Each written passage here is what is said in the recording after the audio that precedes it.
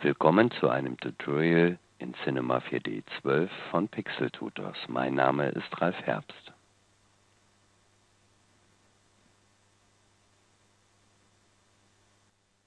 In diesem Tutorial möchte ich Ihnen zeigen, wie wir eine Kaffeetasse modellieren. Dazu beginne ich wieder in dem Spline-Modus und wechsle dazu in die Ansicht F3 von rechts. Ziehe mir das ein bisschen runter und modelliere jetzt ohne eine Vorlage einfach mal eine Kaffeeform und dafür nehme ich einen Bezier Spline. Setze hier mal an und ziehe mal einfach nach oben. Jetzt kommt es natürlich darauf an, wie die Tasse unten geformt sein soll. Wechsle hier rein, setze diesen Punkt auf 0.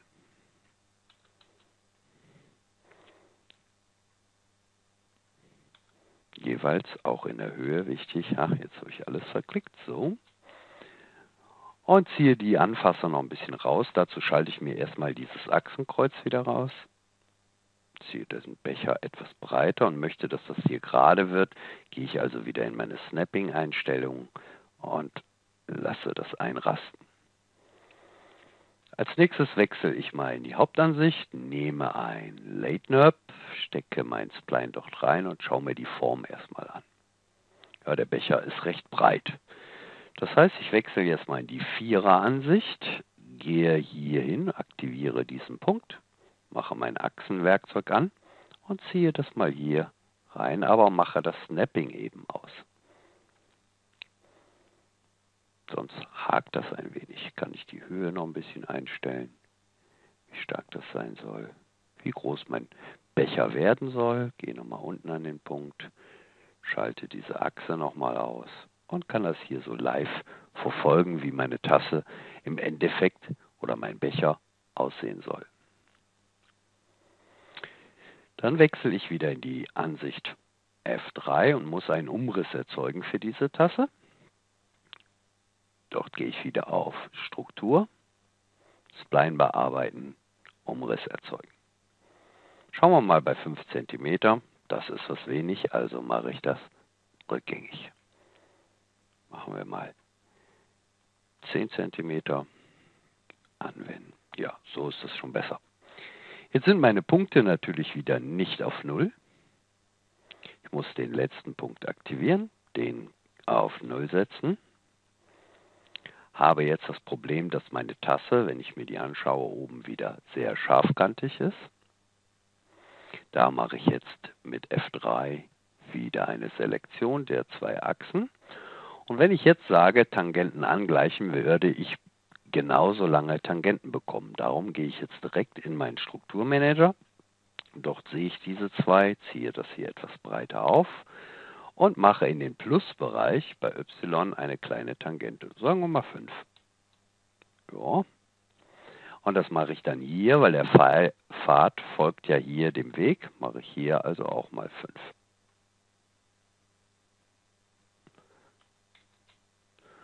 Schaue ich mir das mal an, ob es jetzt rund genug ist. Ja, das reicht. Ja, wir sehen ja hier die Rundung des Splines. Jetzt ist es wichtig, das NURB uns anzuschauen und wie viele Unterteilungen es hat. Das hat ein bisschen sehr viele Unterteilungen. Warum? Weil ich jetzt als erstes das Hyper-NURB einsetzen möchte. Mache das hier mal wieder schmaler. Und wenn wir jetzt das Hyper-NURB, das Glätten-Tag, also nicht das Glätten-Tag, das Glätten-NURB nehmen würden und diese da reinstecken, bekommen wir wahnsinnig viele Unterteilungen. So viele brauchen wir gar nicht, um das Ganze zu runden. Darum gehe ich jetzt hin und setze mein Late NURB runter. Schau mir das mal an, bis wo das reicht und ab wann das immer noch schön rund ist. Mach noch ein bisschen mehr.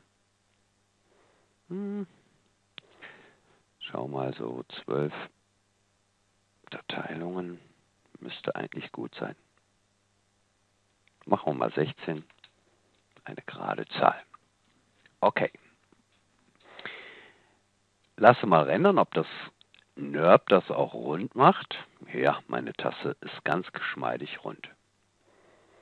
Gut, jetzt habe ich die Tasse hier, habe die Unterteilungen hier runtergesetzt und mein NURB schafft mir diese Rundung. Ich schalte jetzt zum weiteren Modellieren das NURB aber aus. Jetzt muss ich mal schauen in meiner Welt. Ich möchte hier einen Henkel raus extrudieren, also brauche ich dort später noch Unterteilungen. Aber das Problem ist jetzt, wenn dieses so steht, werde ich nicht sehr gerade arbeiten können. Weil wir schauen uns mal die Achse an meines Objektes. Die folgt also der Z- oder X-Achse, genau wie diese Weltachse. Nun drehe ich mal mein Objekt ein wenig im Modus um sich selbst und setze das so ungefähr mittig hier. Das kann ich aber am besten in der Draufsicht mir mal anschauen. Dann weiß ich, wann habe ich hier diese Mitte von dieser geraden Kante ungefähr erreicht, um jetzt hier dieses rausarbeiten zu können. Jetzt ist aber meine Achse in der Welt verdreht. Das heißt, wenn ich jetzt etwas hier rausziehe, würde das schräg raussehen. Jetzt muss ich die Achse von diesem Objekt drehen. Das schaffe ich aber nicht so, weil hier ist die Achsenbearbeitungsmöglichkeit. Sie sehen, aha, das lässt sich also wieder korrigieren. Muss ich also dieses Achsenwerkzeug anstellen und setze das wieder auf 0. Dann bin ich ja mit der Welt im Einklang und habe meine Tasse jetzt so hier stehen. Und wenn ich etwas rausextrudiere, wird das in diese Richtung passieren. Jetzt haben wir aber für einen Henkel, den wir ja an die Tasse machen möchten, nicht genug Unterteilung. Dazu brauche ich das Messer, um diese Unterteilungen doch zu schaffen, wo ich sie brauche. Wie funktioniert das Messer im Zusammenhang mit einem Hyper-NURB? Das möchte ich mal in einer neuen Szene zeigen. Wenn wir einen Würfel haben und würden ihn hier unterteilen, also erstmal so in einen Hyper-NURB stecken, schauen wir uns das an, dann würde er aus diesem Würfel eine Kugel machen. Sobald ich Unterteilungen mache, aha, dann kann das Hyper-NURB zwischen diesen zwei Kanten runden. Aber diese ganzen Polygone hier zwischen sind unnötig und belasten nur meine Rechenleistung. Also schneidet man die Polygone dort, wo man sie braucht. Ich mache das mal vor, setze mal auf 1 zurück. Ich kann aber diesen Würfel nur schneiden, wenn er ein Polygon ist. Also muss ich ihn konvertieren in ein Polygonobjekt. Jetzt gehe ich in den Kantenmodus. Schalte mal dieses NURB aus. Schauen wir uns das Messer an. Hier unter Struktur finden Sie das Messer. Jetzt habe ich die Möglichkeit, einen Schnitt so zu machen, einfach Freihand. Das bringt mich aber jetzt in dem Sinn nicht weiter. Dann schaue ich mir nochmal die Optionen des Messers an. Was habe ich hier? Ich habe auf Linien stehen, deshalb hat er gerade eine Linie geschnitten. Wir könnten einen Loop nehmen. Aha, da können wir also in die verschiedenen Richtungen schneiden. Das werde ich jetzt erstmal nehmen. Ebenen und so gucken wir uns später an. Ich schneide einmal hier, einmal dort. Schalte das NURB einmal an. Aha. Wenn ich jetzt also dann hier noch schneide und dort schneide und oben schneide und hier schneide, bekomme ich also jetzt gerundete Ecken in meinem Würfel, ohne unnötige Polygone zu haben. Das steht übrigens hier auf Selektion beschränken. Ich habe nicht selektiert, darum hat es trotzdem geklappt, aber man sollte das meistens ausmachen. Was die ganzen Optionen bedeuten, die ich hier einstellen kann, sehen wir später. Ich wechsle also jetzt mal wieder in meine Szene, die ich übrigens mal speichern sollte. Und speichere sie hier als Tasse. Okay. Nun muss ich mir also kleinere Unterteilungen machen, weil wenn ich jetzt in den Flächenmodus gehe, dieses Objektes, komme ich da so noch nicht ran, um Flächen zu bearbeiten. Ich muss also dieses Late NURB schneiden können. Aber das kann ich so nicht. Also muss ich das in ein Polygon konvertieren. Jetzt komme ich an die Flächen ran. Meine Hyper-NURB rundet es schön später. Und ich darf auf keinen Fall das Hyper-NURB in ein Polygon wandeln, weil das soll ja später mein Griff mitrunden. Nun gehe ich hin und selektiere mal eine Fläche hier. So einen großen Griff können wir ja nicht gebrauchen. Es soll also wirklich ein Henkel werden, also brauche ich hier kleinere Polygone, kleinere Quadrate. Dazu nehme ich das Messer aus meinem Favoritenwerkzeug. Da ich das hier in der Szene noch nicht benutzt habe, sondern nur in der anderen, ist es natürlich nicht drin. Ich wechsle nochmal zum Messer. Schalte dieses Messer auf Loop. Dann haben wir das Richtige, was wir brauchen. Sie sollten auf keinen Fall Ebene nehmen, denn hier können wir die Richtung des Schneidens einstellen. Aber dann würde er, ich mache mal vor, auf Selektion beschränken, wäre jetzt nur da, wo selektiert ist, würde er Innen- und Außenpolygone erzeugen. Innen diese Polygone brauche ich ja gar nicht. Also nehme ich auf jeden Fall das Loop-Werkzeug. Also die Loop-Funktion. Ich stelle hier auf Loop. Sie sehen, es sind auch weniger Einstellungen und sage, ich deselektiere mal diese Fläche, weil das irritiert und gehe in den Kantenmodus am besten, um Kanten zu schneiden. Ich hätte das aber auch im Flächenmodus machen können. So, jetzt gehe ich hin und unterteile mir mal hier für den Griff. Einmal mache ich mir hier einen Schnitt. Und dann lasse ich da eine Lücke zwischen und setze mir noch hier einen Schnitt. Nun wechsle ich in den Flächenmodus und selektiere mir mit dem Selektionswerkzeug, nur sichtbarer darf nicht weggeklickt sein, diese Fläche und diese Fläche. Dann hoffe ich mal, dass ich das gerade genug gemacht habe, aber das werden wir jetzt im Ergebnis sehen. Wenn ich jetzt diese Flächen rausziehe, bekomme ich so etwas.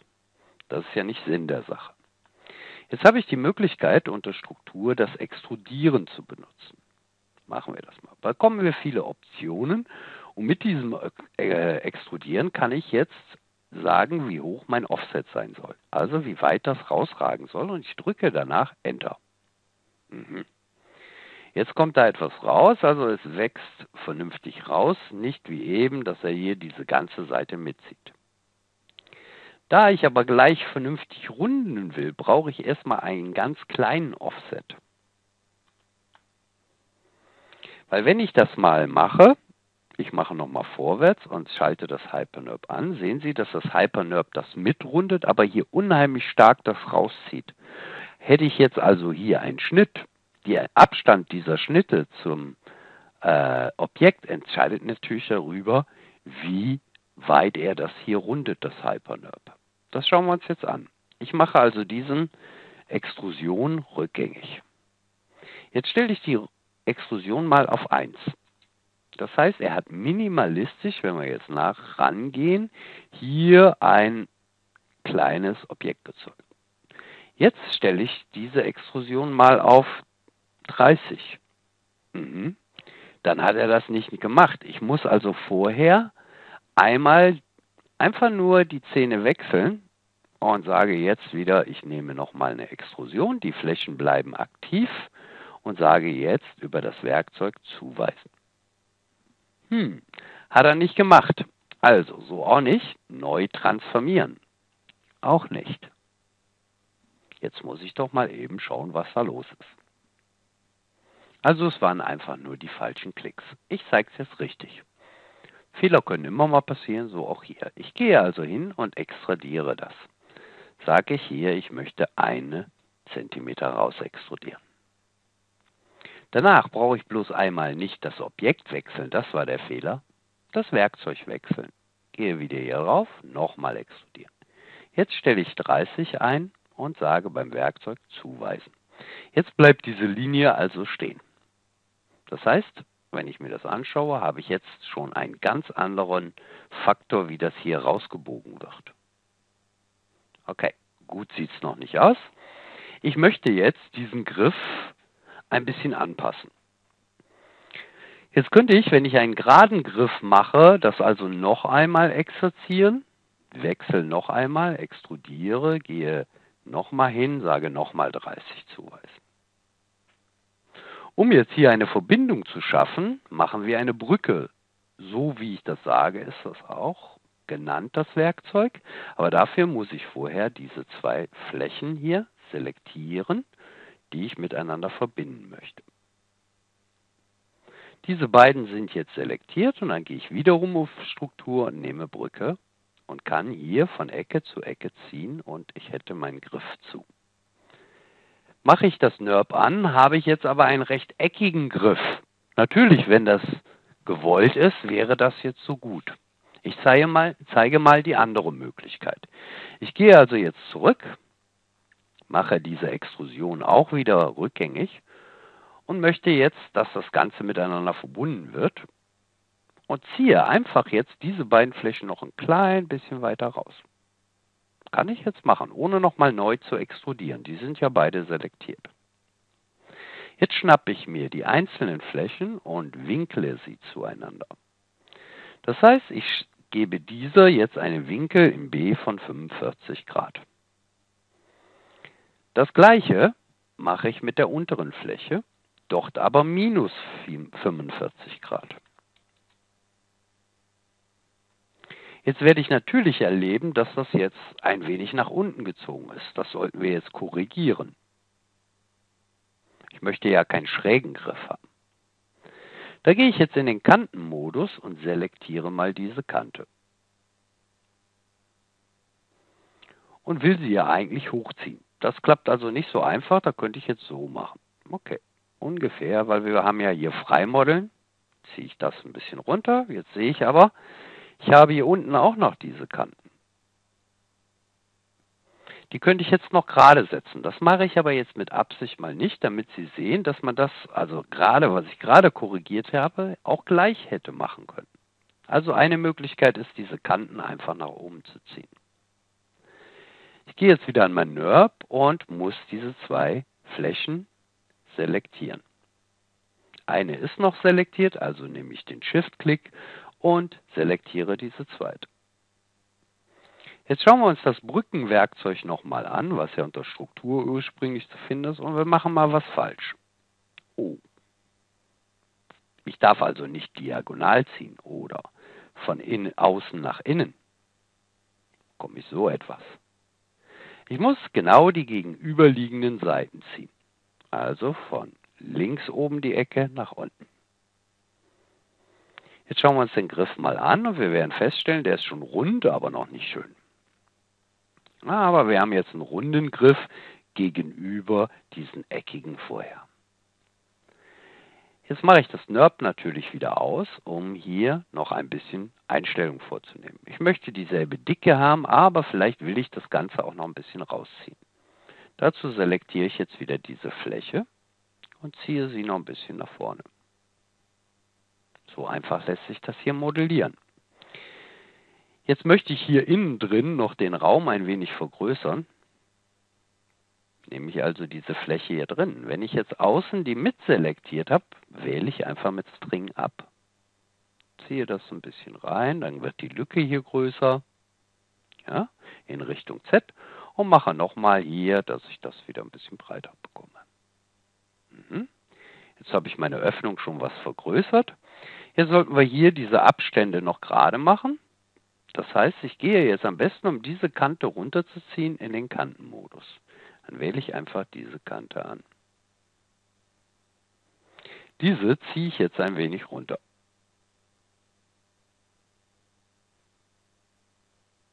Okay, gut. Und nehme diese Kante und ziehe die ein bisschen hoch. So rein, kann ich auch so schieben oder so. Das ist alles nicht so richtig, wie ich das will. Warum ist denn die Achse nicht oben und warum kriege ich das nicht hin? Ich mache nochmal rückgängig. Wie machen Sie es ganz leicht? Also das ist jetzt ein bisschen Fummelei so. Wir wollen auf jeden Fall verhindern, wenn wir jetzt diese Kante auswählen, dass wir aus Versehen so seitlich verschieben. Das darf ja nicht passieren. Das ist die X-Achse. Also in dem Fall die X-Richtung. Nicht die X-Achse, sondern im Fall Z. Ich sperre jetzt mal Z.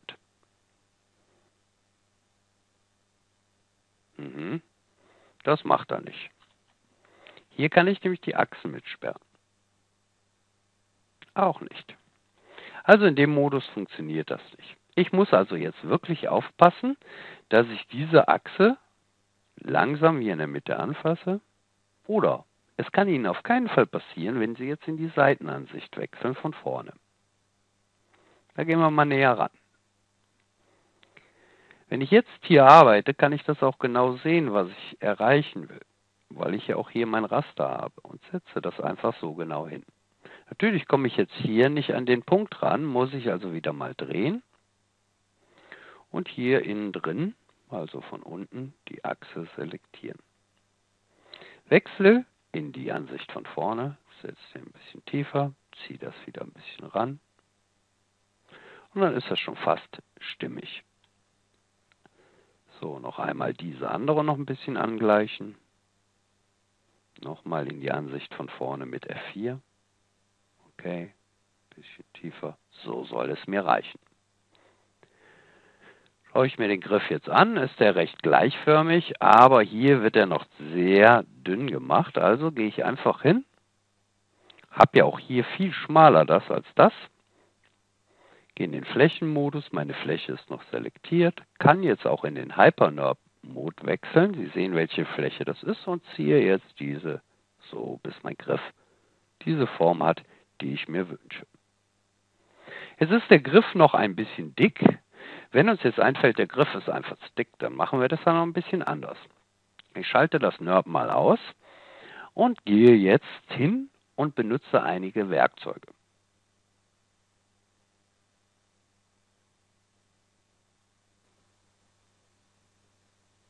Jetzt habe ich die Möglichkeit, hier mit verschiedenen Selektionsarten, die sich hier befinden, einmal eine Loop-Selektion. Da erreiche ich Folgendes mit, dass er also rundherum dieses auswählt. Dann gehe ich hier rein und dort rein. Die erste Linie lasse ich mit Bedacht aus. Schalte das NURB mal ein, dann sehe ich jetzt, was passiert. Jetzt wechsle ich in den Skaliermodus und skaliere mal meinen Griff ein bisschen zusammen, um ihn schlanker zu bekommen. Ja, das sieht danach was aus. Das ist gut so. So möchte ich den lassen, so gefällt er mir. Sie haben natürlich die Möglichkeit jetzt, Sie haben gesehen, ich wechsle zwischen Kantenmodus, Flächenmodus. Ich könnte auch Sachen im Punktmodus bearbeiten. Nehmen wir mal das Loop-Selektionswerkzeug, dann sehen Sie, dass ich diesen Loop selektieren kann und könnte jetzt hier den Griff ein bisschen dicker machen. Ich könnte auch ganz wilde Sachen machen. Also hier mal diese 2 Punkte selektieren. Und dann ziehe ich die einfach mal ein bisschen nach oben, wenn ich so einen Griff brauche. Also das ist freie Modellieren, wie der Griff auch aussehen soll. Aber das soll für meine Zwecke erstmal reichen. Okay.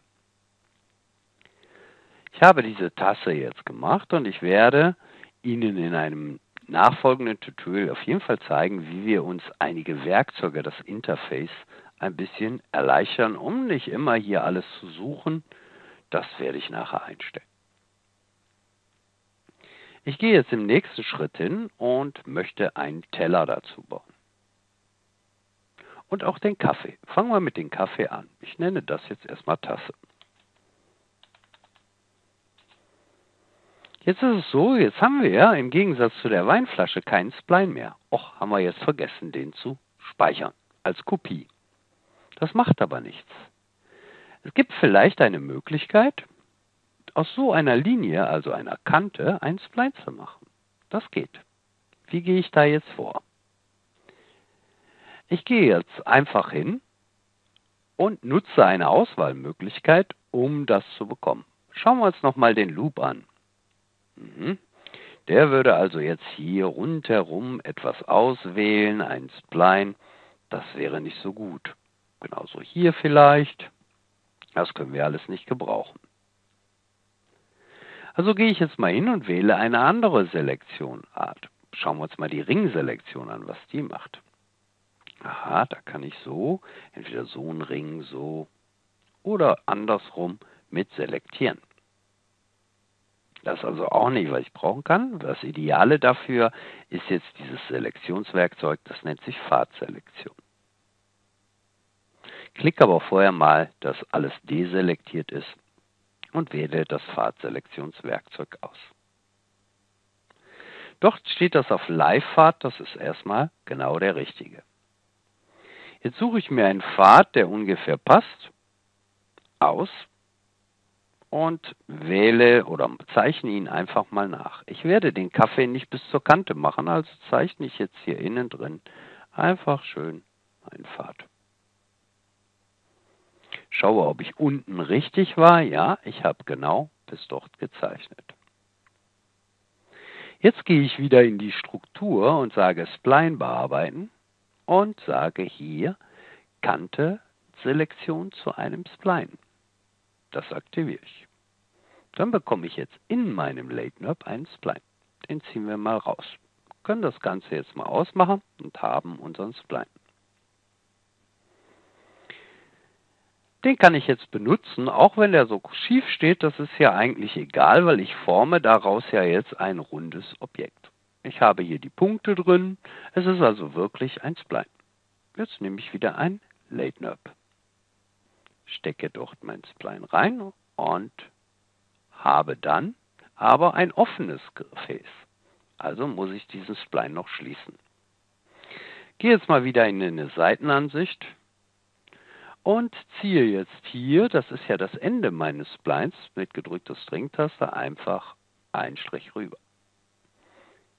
Mit String habe ich jetzt hier gewählt, setze ihn genau auf 0. Jetzt muss ich nur noch beide Splines auf die gleiche Höhe bringen. Nehme ich mir also den Wert dieser Höhe ab, kopiere ihn wieder und setze ihn hier wieder rein. Wenn ich das jetzt angucke, habe ich also eine zuge Fläche und mache ich meinen Kaffee dazu an. Aha, bin ich doch sehr hoch geraten. Ja, das macht doch nichts. Ich kann da jetzt einfach die Kaffeehöhe selber bestimmen. Wir gehen mal in die Seitenansicht. Machen die Tasse nochmal aus. Also komplett unsichtbar. Hier habe ich das Late NURB. Jetzt bin ich in der falschen Ansicht, also diese wäre richtig. Ich selektiere jetzt beide Splines. Jetzt gehe ich wieder in die normale Ansicht. Schalte alles ein und kann jetzt die beiden Selektierten einfach ein bisschen tiefer ziehen. Somit meine Höhe selber bestimmen. Ja, das ist jetzt mein Kaffee.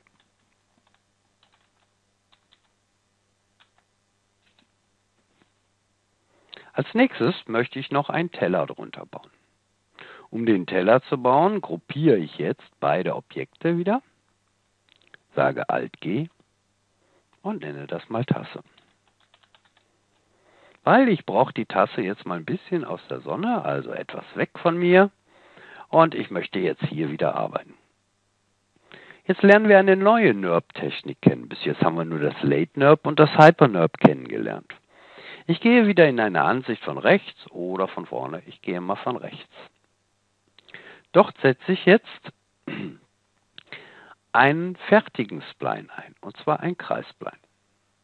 Wenn wir so einen Kreisspline nehmen, habe ich den erstmal hochkant stehen. Ich kann die Richtung also hier drüber wieder ändern. Jetzt liegt er flach.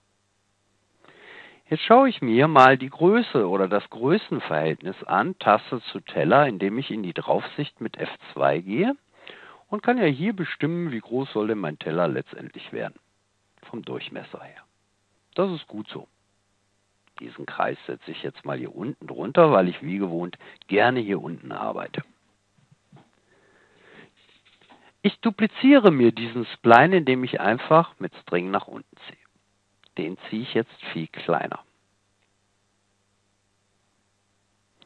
Den setze ich nach oben.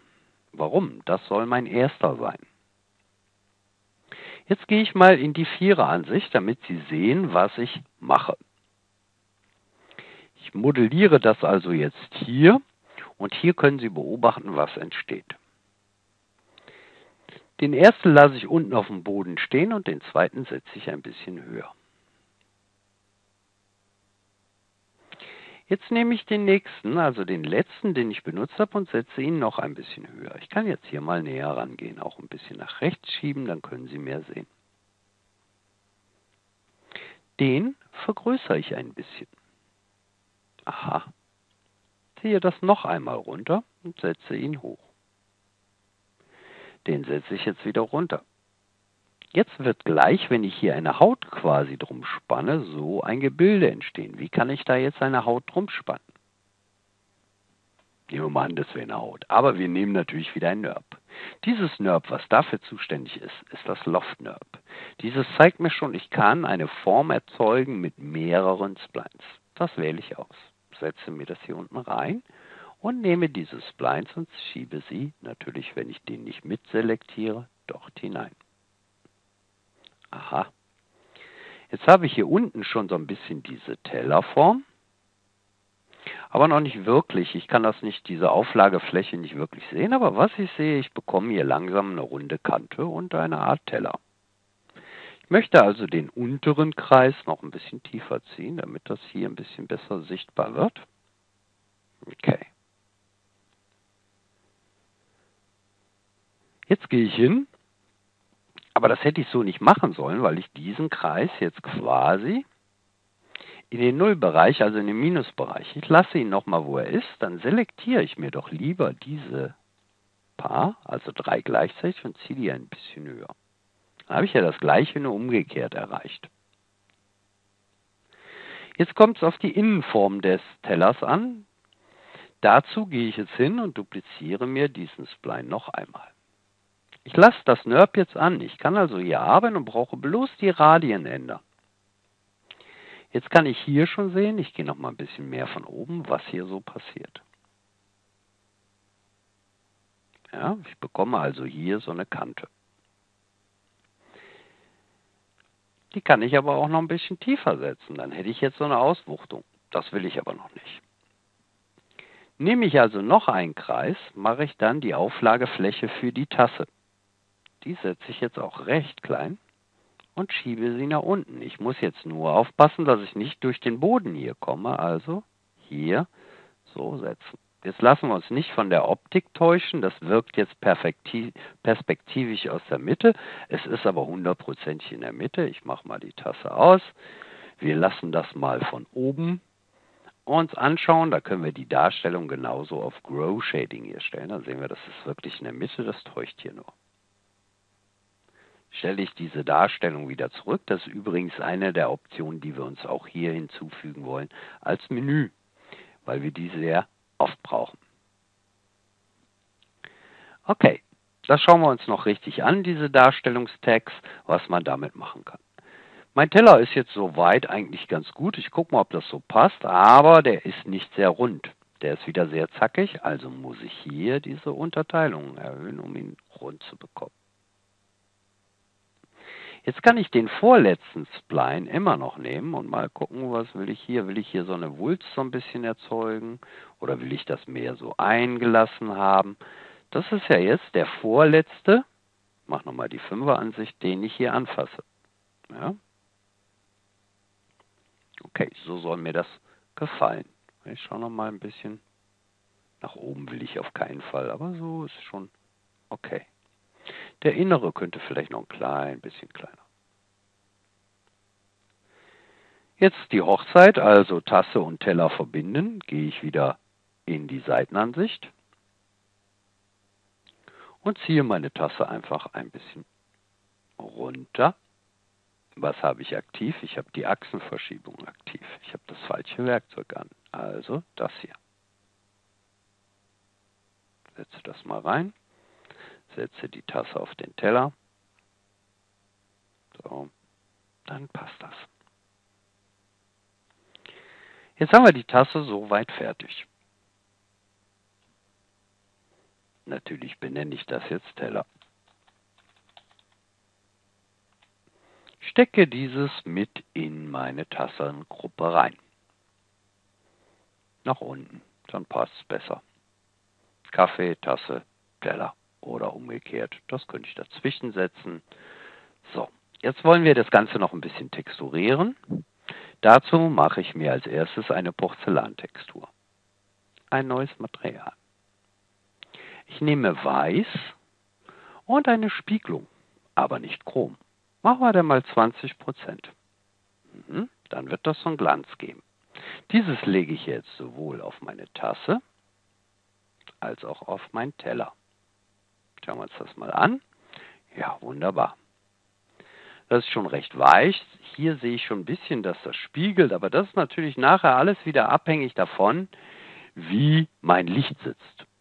Also kümmere ich mich da erstmal noch nicht drum, habe das aufgelegt. Das nenne ich auch Porzellan.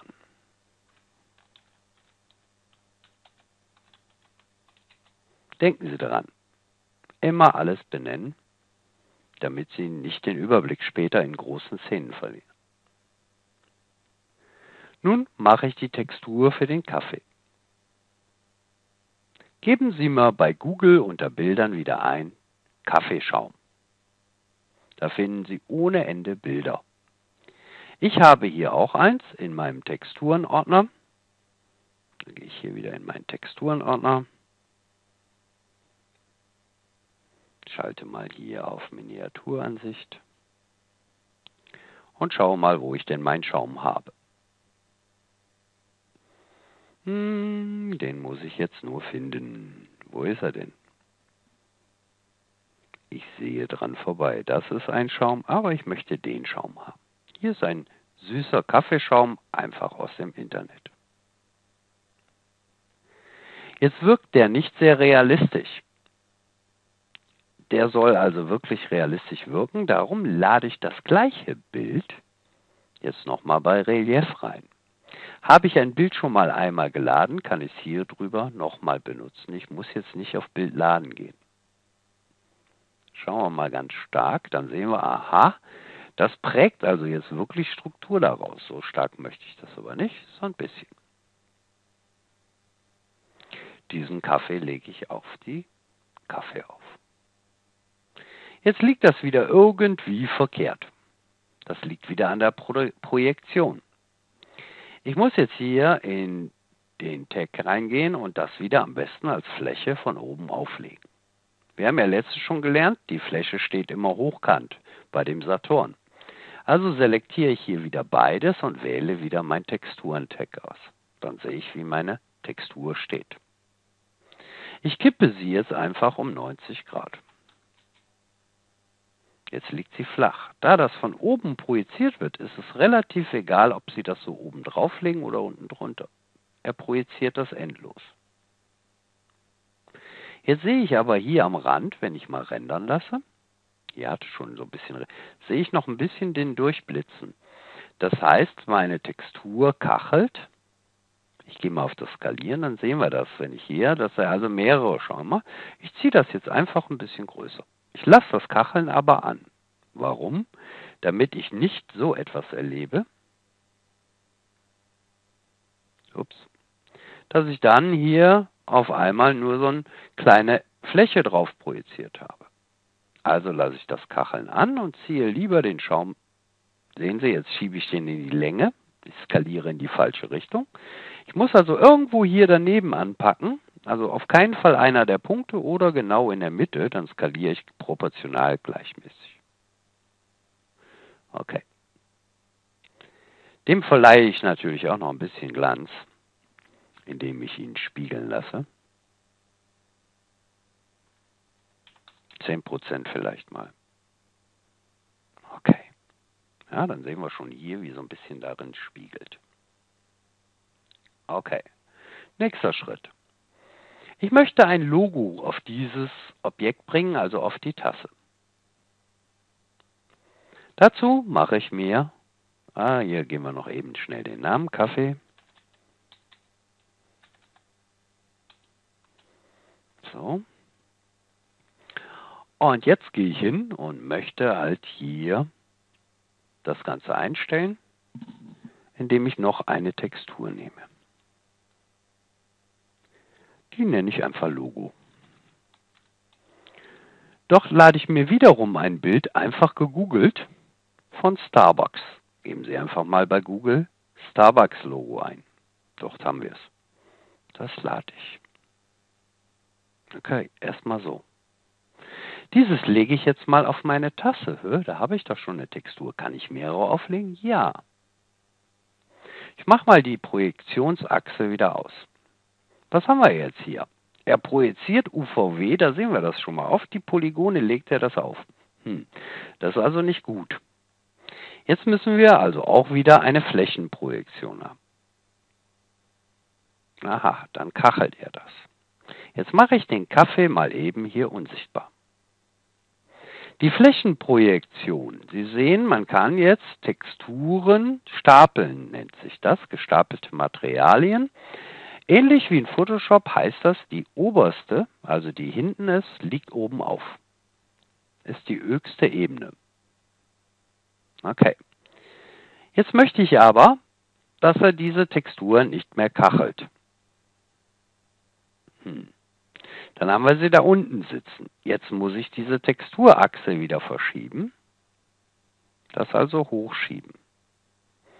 Jetzt passiert aber Folgendes. Ich habe hinten sowohl als auch vorne eine Textur drauf. Ich muss den Kaffee auch beim Rendern ausmachen, damit Sie das sehen.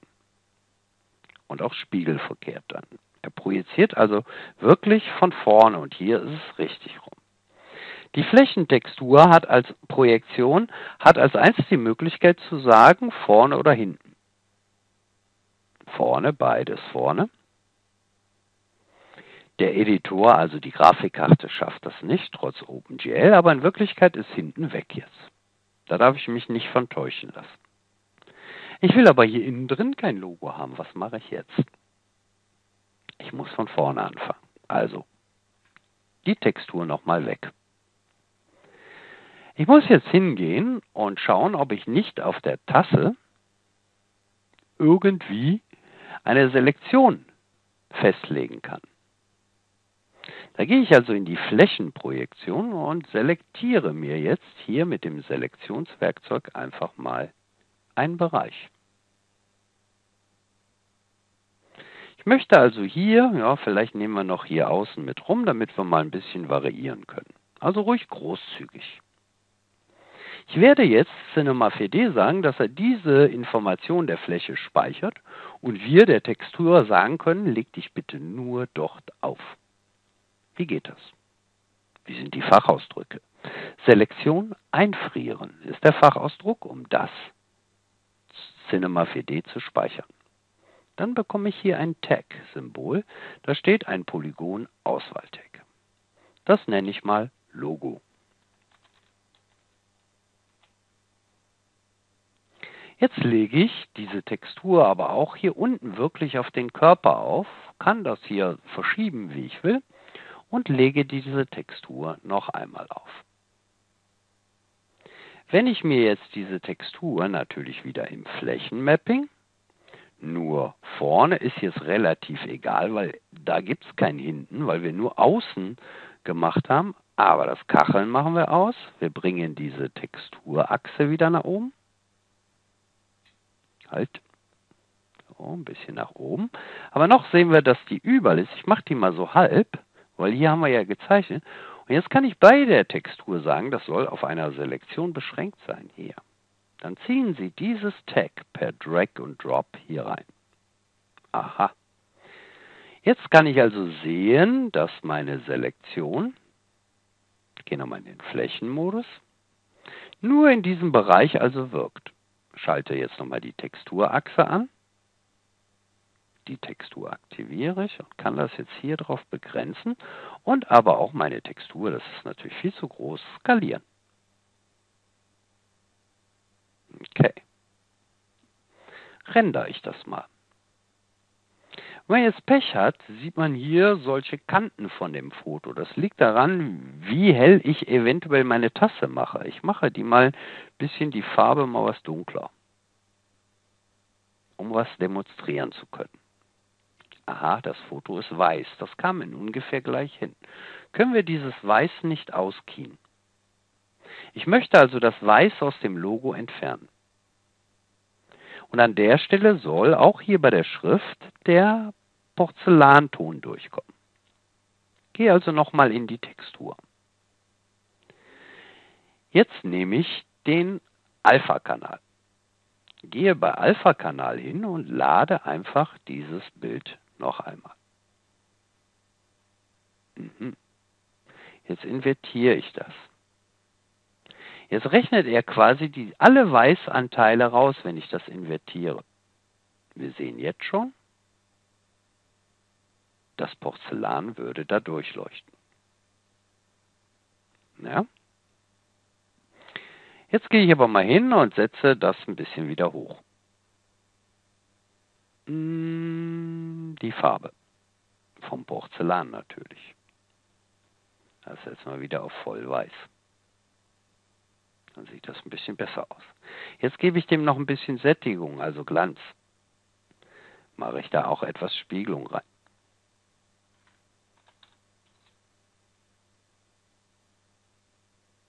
Okay. Ja, da wird das langsam. So, jetzt kommt es natürlich auf meine Lichtverhältnisse an, wie brillant das Ganze wird, wie ich das rechnen kann. Die Spiegelung ist gut, das Relief, da will ich nochmal eben, das Alpha will ich nochmal eben was schauen.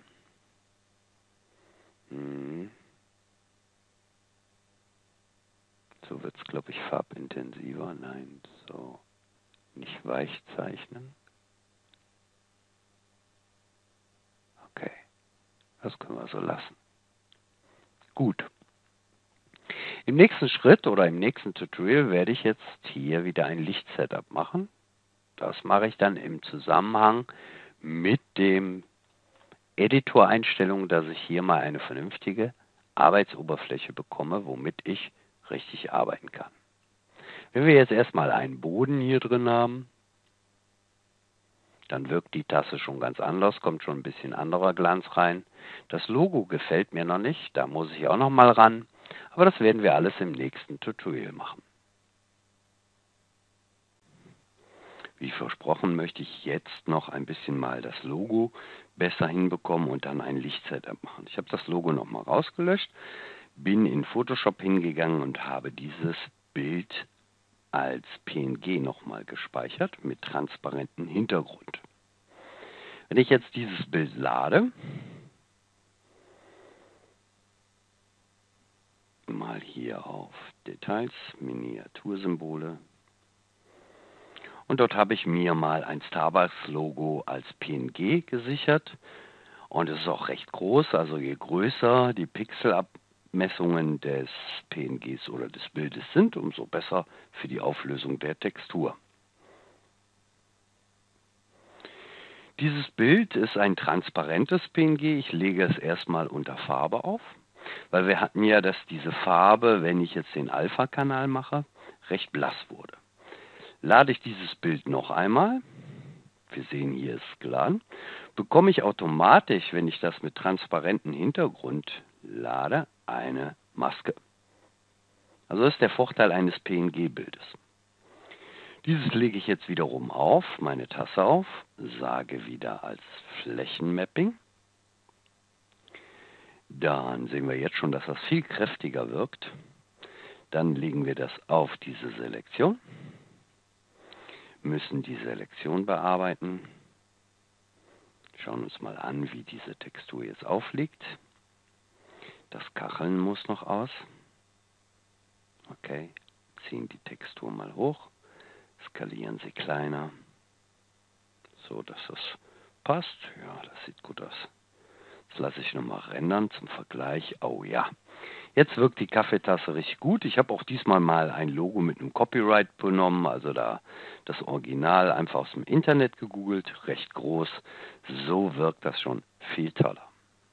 Jetzt möchten wir hier noch auch wieder ein Lichtsetup machen. Da nutze ich wieder diese 3-Punkt-Beleuchtung.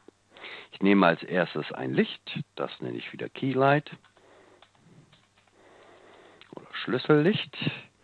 Ich sehe, es ist in meinem Objekt drin, muss das jetzt mal rausziehen. Dann brauche ich ja auch eine Kameraperspektive wieder als erstes. Wo bin ich? Das soll mein Kamerabild sein. Diese Aufnahme möchte ich nehmen. Okay. Wechsel mit F5 in die 4er-Ansicht und dann weiß ich ja, von wo aus ich jetzt schaue. Ich schaue von hier, mein Licht ist dort und ich positioniere es wieder rechts von meiner Position. Natürlich höher, schalte das erweiterte OpenGL ein. Jetzt habe ich es ausgeschaltet, also so schaltet man es ein, es ist ja Standard an und sage Schatten zeigen. Dann muss ich bei der Lichtquelle hier natürlich erstmal einen weichen Schatten einschalten. Habe ich jetzt drin. Habe ich das wieder ausgeschaltet? Ja, der Schatten ist nicht an. Was selektiert ist, sieht man ja immer blau. So, dann kommt mein Schatten. Jetzt kann ich mir anschauen, wie ich das vielleicht haben möchte. Der Schatten ein bisschen kürzer sein soll, so ungefähr. Ist wohl sicherlich ganz gut.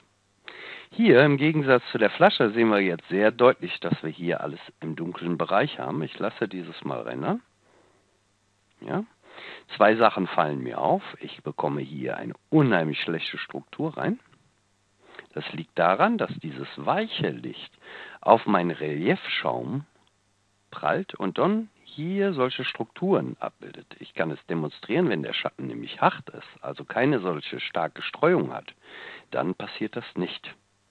Wir lassen jetzt zum Testrendern Schatten auf 8 stehen, aber nachher werde ich das wieder auf diesen Flächenschatten stellen. Anti-Aliasing müssen wir auch einschalten, das sehen wir hier, wie gezackt die Kantenglättung ist, also noch nicht sehr gut. Ich gehe jetzt also im nächsten Schritt hin und setze jetzt erstmal ein Fill-Light, um hier diese dunklen Stellen auszuleuchten. Dazu nehme ich eine weitere Lichtquelle, nenne das Fill-Light, gehe in die Vierer-Ansicht, um es positionieren zu können, und ich weiß, ich schaue von hier und dann ist hier ja mein dunkler Bereich, so in diesem Winkel. Ich setze es nicht höher, aber ein bisschen können wir es höher setzen, aber dann sehen wir, dass wir hier so einen Strahl auf dem Boden bekommen, lassen wir es besser so. Was wir jetzt hier auch sehen, ist das Glanzlicht, das muss auf jeden Fall aus. So stark sollte es auch nicht leuchten, 40%. Wie gesagt, das Licht addiert sich, aber wir schauen uns das jetzt mal an. Aha, jetzt ist vorheriges Dunkles sehr schön ausgeleuchtet. Ich schalte diese Lichtquelle noch einmal aus, um Ihnen das vorherige Ergebnis, also ohne Fill-Light, alles super dunkel, die Kontur verliert sich. Mit Fill-Light haben wir das jetzt hier schon viel besser rausgearbeitet. Um jetzt die Konturen von hinten schön nachzeichnen zu können, setzen wir also noch das Backlight. Ich setze mal die Lichter hier zusammen, mache ich noch ein Licht. Das nenne ich Backlight. Dieses Backlight bringe ich natürlich wieder mit meiner Vierer-Ansicht genau gegenüber von meiner Position. Natürlich in die Höhe, ruhig ein bisschen höher.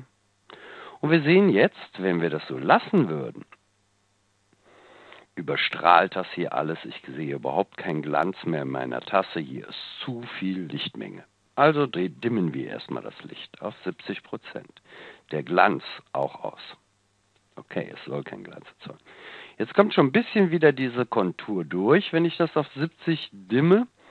Und der Schatten wird jetzt auch besser, aber was mir noch nicht gefällt, ist, hier ist trotzdem noch zu viel Licht. Jetzt gehe ich also wieder in die Vierer-Ansicht, F5, und gehe mal bei der Lichtquelle auf Details und mache dort eine lineare Abnahme des Lichtes wieder. Das lasse ich mal von hier bis dort zu 0 gehen und schaue mir das Ganze jetzt an. Oh ja, jetzt kommt die Tasse schon viel besser durch. Dann machen wir noch ein bisschen ambientes Licht daraus. Da nehme ich mal so einen hellen Ton hier. Dann, oh ja, so ist meine Szene etwas schöner. So möchte ich das lassen und stelle jetzt nur bei dem Keylight den Schatten auf Flächenschatten zum Rendern. Dann gehe ich in die Rendereinstellungen, um dieses Bild zu sichern. Machen wir das wieder, komplett rendern. Die Ausgabe soll wieder ein großes Bild werden, 1024. Speichern als JPEG, in dem Fall noch einmal die Optionen auf beste Qualität hochgestellt.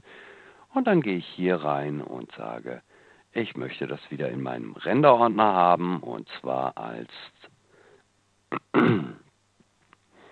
was möchte ich das als Tasse? .jpg.